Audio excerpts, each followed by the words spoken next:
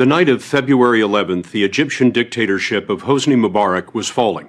More than 100,000 people filled Cairo's Tahrir Square in wild celebration. Among those in the crowd was our 60 Minutes colleague, correspondent Lara Logan.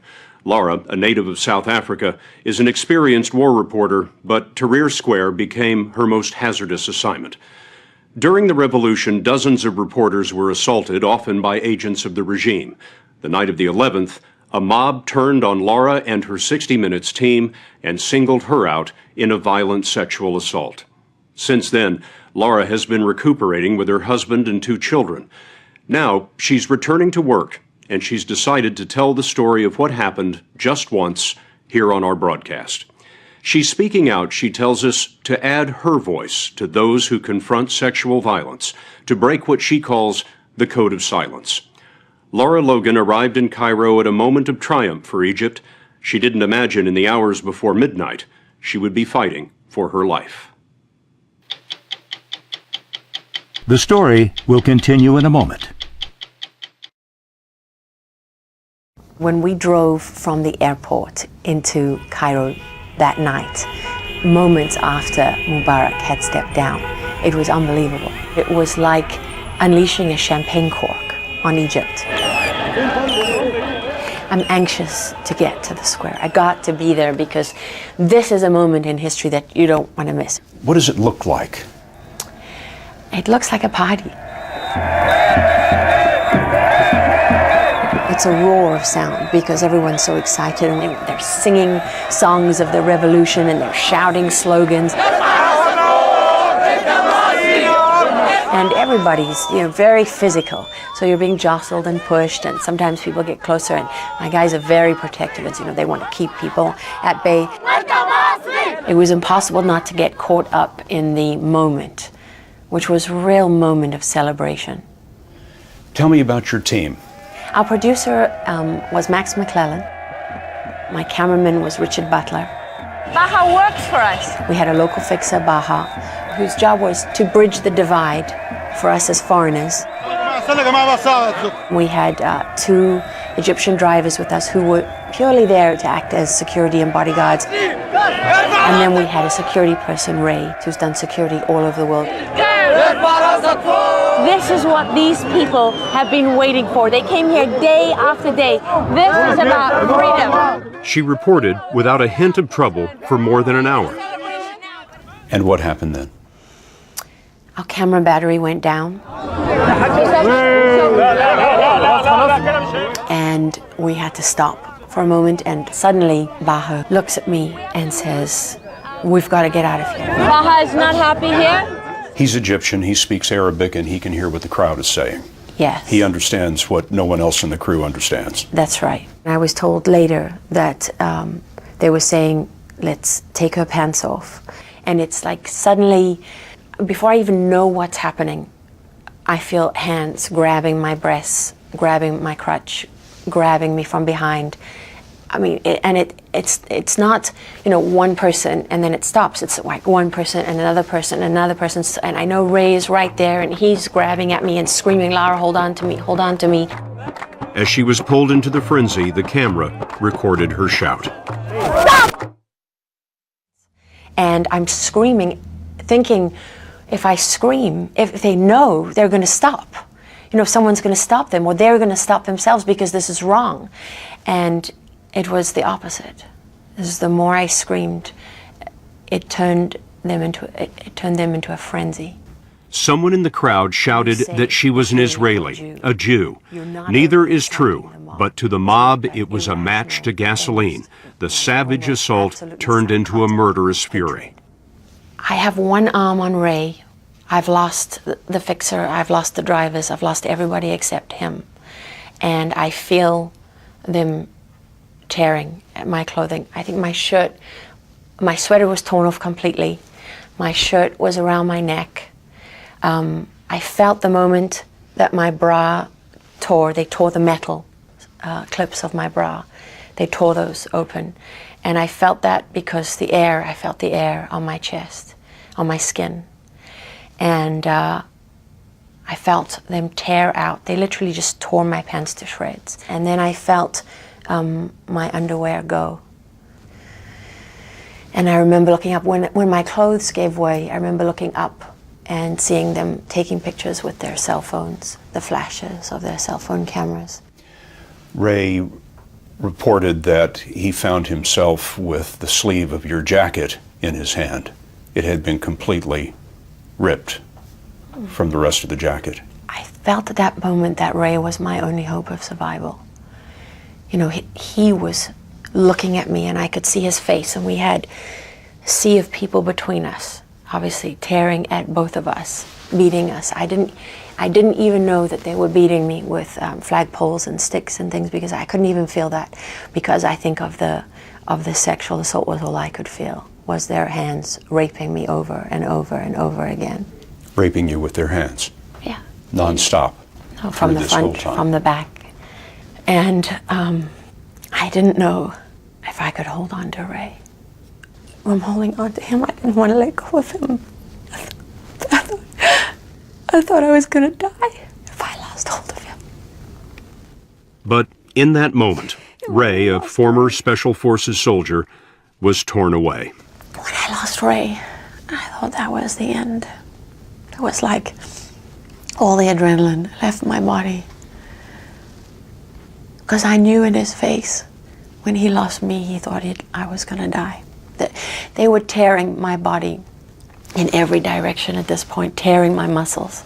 And they were trying to tear off chunks of my scalp.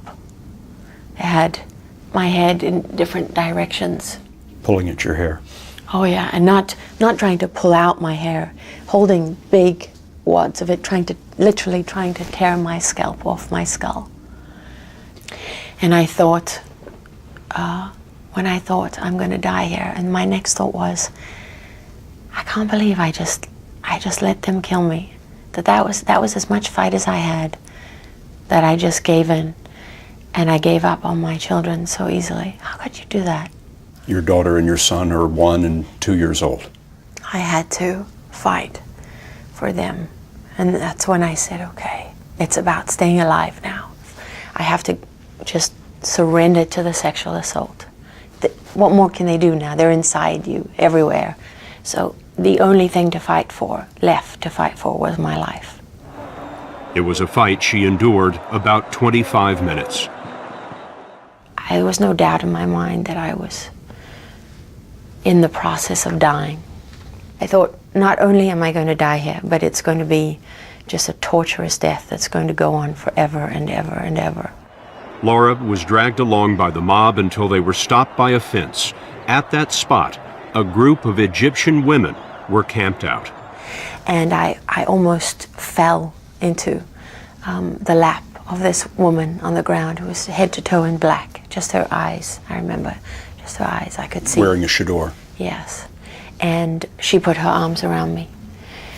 And oh my God, I can't tell you what that moment was like for me. I wasn't safe yet, because the mob was still trying to get at me. But now it wasn't just about me anymore. It was about their women. And that was what saved me, I think. The women kind of closed ranks around me, and I remember 1 or 2, maybe 3 men standing with them, and the women were throwing water on the crowd, and they were pouring water over me because I couldn't breathe. You know, I was rasping.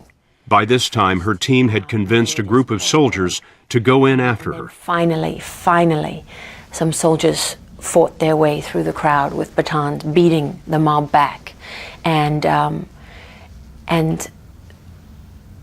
that was the moment I thought, I have a chance to get out of here alive. And I grabbed the first soldier and I did not let him go. Boy, I was not letting go of him. And I'm screaming and hysterical. I'm like a wild thing at this point. I mean, you imagine my hair is everywhere because they've tried to tear my scalp to pieces. My clothes are shredded. I'm filthy, black with dirt from going down into the filth. The soldiers took you out of there? That one soldier that I was holding on to, he threw me over his back. And they still had to beat the mob back to get through it, back to the tank where they had more soldiers. What happened in that moment when you first were reunited with the rest of the crew? I remember, Max, going down on his knees in front of me, and he said, I'm so sorry. I'm so sorry. By the time producer Max McClellan saw Lara, she was in the arms of one of the drivers, dangling as if her legs were broken. She looked like a rag doll. She looked completely limp. She looked like someone who was physically, emotionally, and mentally spent, overwhelmed.